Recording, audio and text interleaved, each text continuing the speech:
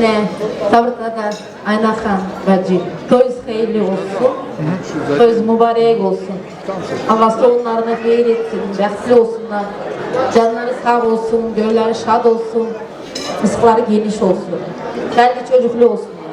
Sağ olun. Sadır gözlerine olsun. Yastıkta kocalsın. Boyluklarından dört kaçalım. Sağ olun, Allah razı olsun. Cenab-ı Allah sizin her zaman böyle günler, toylar nasip kısmet etsin.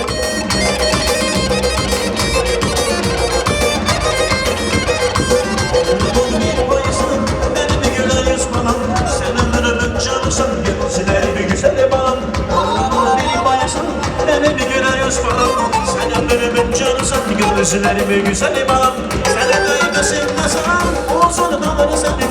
Gözlerimi gülmek isterim, her zaman hoş ben seni.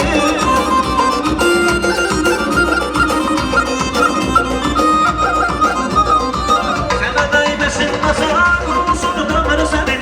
Gözlerimi görmek isterim, her zaman hoş ben seni. Benim sözümü söhbeti, ben seni zayıf idam. Sana sonra sizin, bana şirin güzel.